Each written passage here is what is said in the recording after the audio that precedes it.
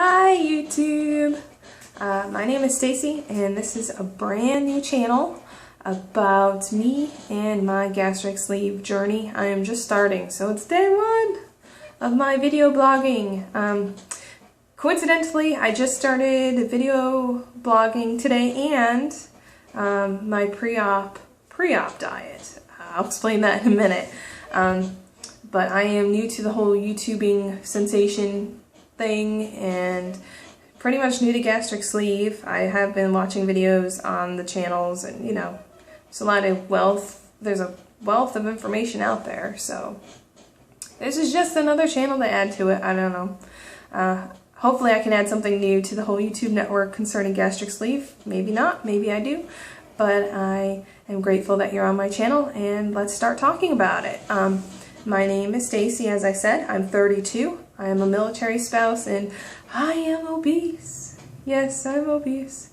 And not just obese, I'm morbidly obese, which means it's going to kill me if I don't do something about it. I mean, we're all going to die, but pretty much I've been told my days are numbered if I don't start doing something to fix this. So, those aren't easy words to hear. I mean, nobody wants to think about their impending death at 32. And I mean, yeah, there's people who go through it for like cancers and things like that. And that's really unfortunate. But those are things that they couldn't help. I mean, but being told that, hey, basically you're killing yourself and you are going to die from what you are doing to yourself, that's tough. It's a whole different type of tough because, that's on me. And that's stuff that I've done to myself. So I am 5'6.5", and that half does count in the half. And I am 245 pounds as of this morning. The highest I've ever weighed is 250. I'm pretty much at the top end of where I've, normally fall into. I have polycystic ovarian syndrome, which some of you may know, some of you may not, but basically my ovaries like to do their own thing and they have their own little party thing going on down there and they're not on board with anything I'm doing or want them to do, and they basically are beating to their own drum, so to speak, and not paying attention to anything going on because they are pretty much affected by my weight. All of my hormones are off. I've already had a hysterectomy due to it, and they're looking at my ovaries now saying, well, they have to go. And in my opinion, I'd like to try this first. I would like to lose the weight first and not become, a guinea pig, not become stuck full of needles and hormones and medications to combat whatever side effects I have from the hormones. And it's not a nice situation to be in, so I am going to try gastric sleeve. And not just try it, I'm going to do it. And not just do it, I'm going to succeed. So that is where I am at mentally. The situation that brought me to this point was I just recently started going back to school to become a CNA. I am a CNA, was a CNA, lost my certification while we were overseas due to inactivity. Now I'm back in the US and CNA works hard. It was hard back then, but it's even harder when you have 100 pounds to lose. So, yeah, so this is where I'm at. I went to clinicals for CNA, and my knees were killing me. So, and I don't think it's just age related. I think it's big butt related. So, this is where I'm at. I'm hoping it helps my career. I'm hoping that it helps my family. I hope it helps my health. And I hope that, gastric sleeve is the thing that's been missing to help me put all the pieces together. So we're working on it. My surgery should be sometime in May, and I'm in the pre-op diet, which I was telling you about, which is basically the program at Naval Station Portsmouth where I'm going through. They require you to do 1 full month of your post-op diet, not the liquid, the, rest of your life diet. And they expect you to food blog. And if you can successfully blog, lose some poundage, come in, prove that you've done it, they'll sign off on your surgery. And that's the last piece of the puzzle I need to be cleared so that I can have my gastric sleeve done. Yeah, it's not easy. No bread, except for wheat toast. No noodles, no pastas, no, sugary anything, no fried foods, no breaded foods, no french fries, no cake, no, stringy vegetables like oranges and asparagus and, because of the pulp. No straws, no soda, no caffeine.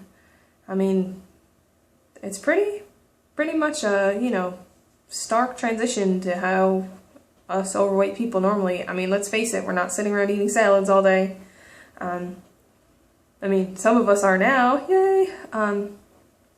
But, last night I made tuna on the grill, like tuna, steak, and no longer eating pasta, which I can't believe how bad, my body craves the pasta, bread. I've been craving bread like no tomorrow. My energy is gone. I have circles under my eyes because I'm so tired. Waking up and having cottage cheese and fruit for breakfast rather than French toast and bacon, and salads for lunch, and oh my god, what am I going to make for dinner? You have to really prepare for this. And I'm grateful that the clinic is actually forcing us to go through this month thing, because I have a feeling that it's going to take more than just boom, here I am before I'm on that diet. And I appreciate they gave us the chance to transition, because if I can't do it now, how bad is it going to be when I'm post-op and I need those nutrients and I can't transition onto them because my body still wants bread. So I completely understand why they're doing this, but I'm just telling you, it's not easy. And soda's been okay transitioning off of, but coffee, no coffee, whew, my poor kids in the morning. And I'm a unsweetened tea drinker, so I have to switch to decaf, and just the headaches alone, whew.